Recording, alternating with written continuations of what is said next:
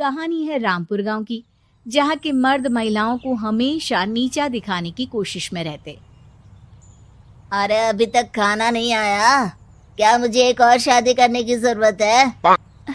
नहीं जी नहीं, ऐसा मत करना, वरना मैं कहाँ जाऊंगी। खाना लेकर मैं अभी आई जी। गांव की पंचायत में भी फैसले हमेशा औरतों के खिलाफ ही रहते। मैं जो फैसला सुनाता हूँ वो भगवान की आज्ञा होती है। इस लड़के ने अपने मन से शादी करके अच्छा नहीं किया। लड़के को घर भेज दो और इसकी शादी इसकी जाति की किसी लड़के से करवा दो, लेकिन ये लड़की, इसे तो गांव के बाहर निकाल दो। नहीं नहीं जमींदार साहब, ये क्या बोल रहे हैं? ऐसा नहीं हो सकता। मेरी बेटी मासूम है, इसे अच्छे बुरे की समझ नहीं है। अरे कहाँ जाएगी ये बेचारी? कहाँ जाएगी? इतनी चिंता है तो पूरे परिवार का गांव निकाला कर देते हैं। बेचारे पूरे बसे बसाए परिवार को गांव छोड़ना पड़ता है। चाहे जो हो, अगर बेटियों को कंट्रोल नहीं कर सकते तो गांव में रहने का कोई मतलब नहीं है। यहाँ औरतों को दब कर रहना होगा। कोई भी अपने हिसाब से कुछ नहीं कर सकता, सब ईश्वर की मर्जी से ही होगा। तभी गांव का एक आदमी दौड़ा दौड़ा आता है। सरपंच साहब, जमींदार साहब, वो कालिया है ना, उसकी बेटी पढ़ने के लिए शहर जा रही है। अच्छा, ये कब हो गया? और कालिया की हिम्मत कैसे हो गई ऐसा करने की? लेकर आओ उसे और उसकी बेटी को। बस फिर क्या था, हाजिर हो जाते हैं कालिया और उसकी बेटी सरपंच के सामने।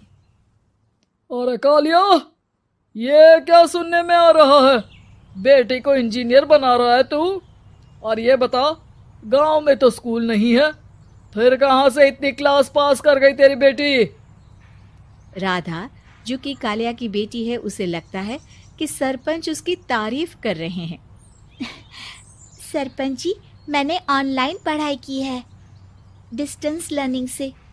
सभी में मैंने अच्छे नंबर पाए हैं, जिसे देखते हुए शहर की इंजीनियरिंग कॉलेज में मुझे स्कॉलरशिप मिली है। वाह जी वाह, क्या होती है ये? पहले तो ये बताओ, फिर आगे की बात करते हैं। पूरा गांव राधा की बात सुन रहा था और राधा बोलती जा रही थी। तो ऐसे मैं फ्री में एक अच्छी शिक्षा लेकर गांव में जो कुछ परेशानियां हैं, जैसे बिजली, पानी और इंटरनेट जैसी समस्याओं के लिए काम करूंगी। मैं गांव को शहर से जोड़ने के लिए पुल का निर्माण करवाने का प्रस्ताव रखूंगी। मुझे पूरी उम्मीद है कि जल्द ही हमारा गांव भी तरक्की की राह पर चल पड़ेगा। राधा की बात सुनकर सारे गांव वाले ताली बजाने लगते हैं। सरपंच को समझ नहीं आता कि वो क्या करे।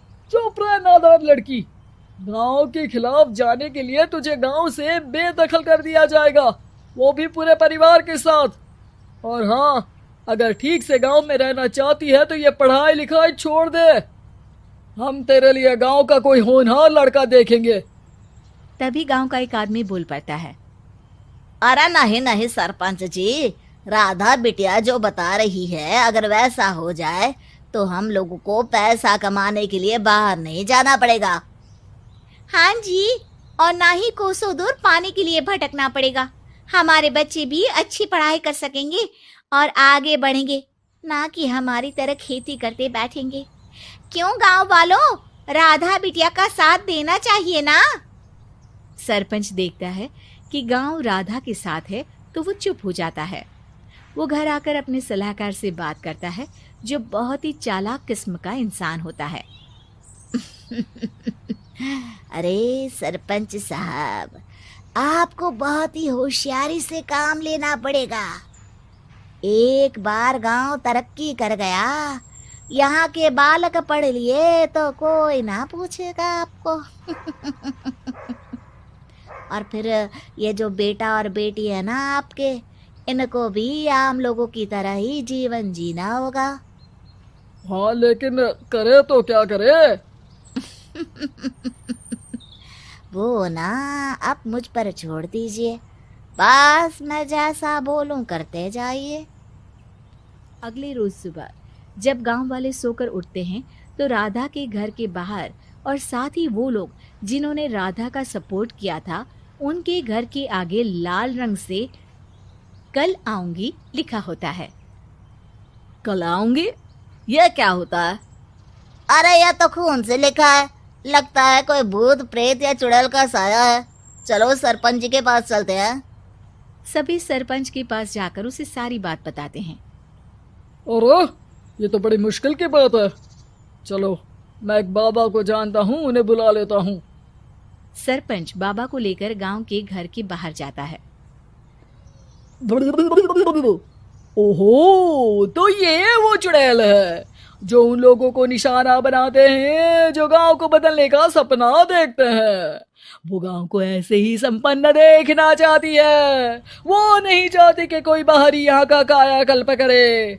क्या तुम लोगों में से किसी ने गांव को बदलने की सोच रखी है?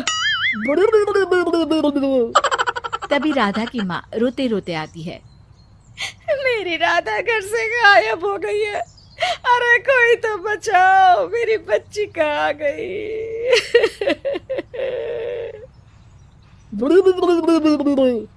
ले गई वो चुड़ैल, तेरी बच्ची को ले गई। अब वो उसे श्रापित करके छोड़ेगी, उस पर चुड़ैल का साया हो जाएगा। तभी बुरी सी हालत में राधा भी वहां आ जाती है। उसके बाल चुड़ैल की तरह फैले होते हैं और कपड़ों में खून लगा होता है। सभी राधा को देखकर डर जाते हैं। माँ, पता नहीं मुझे कौन उठा कर ले गया था। अरे दूर दूर हो जा चुड़ैल, अब हम लोग इस गांव में नहीं रुकेंगे। अरे कैसे बातें कर रहे हैं आप? कल तो आप मेरे भरोसे गांव का हुलिया बदलने, अपने बच्चों को पढ़ाने और तरक्की उन्नति की बात कर रहे थे, तो आज क्या हो गया आपको? ये फिर तुम लोगों को बहकाएगी।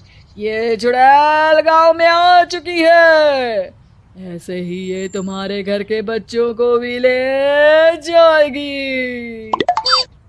गांव वाले राधा को गांव से बाहर निकाल देते हैं। उसके माँ बाप रोते रहते हैं, लेकिन गांव वाले नहीं मानते। मैं भी अपनी बहन के साथ गांव के बाहर रहूंगा, लेकिन वो पढ़ाई नहीं छोड़ेगी। वहीं सरपंच के घर पर सलाहकार कहता है। देखा, सांप भी मर गया और लाठी भी नहीं टूटी। लेकिन अगले ही दिन सरपंच के घर के बाहर भी वही शब्द लिखे होते हैं और फिर सरपंच की बीवी कहती है, हमारी बेटी को किसी ने अगवा कर लिया है। तभी राधा का भाई वहां आ जाता है। अरे गांव वालों, मैंने सरपंच जी की बेटी को देखा था। वो चुड़ैल उसे उठाकर ले जा रही थी। अरे क्या मजाक कर रहे हो? नहीं नहीं सरपंच जी, आप नहीं जानते। वो चुड़ैल अब आपकी बेटी में आ जाएगी, जैसे राधा के अंदर आ गई थी। तभी सरपंच की बेटी वैसी ही हालत में वहां आती है जैसे राधा आई थी।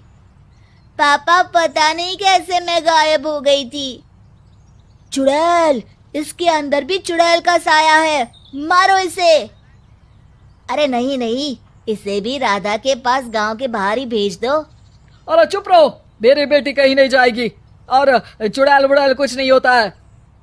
अरे कैसे बात कर रहे हो सरपंच जी?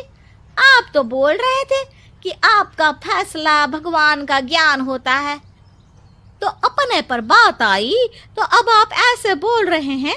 अरे ना ना ना, आपको अपनी बेटी को त्यागना ही होगा। अरे बुलाओ बाबा को।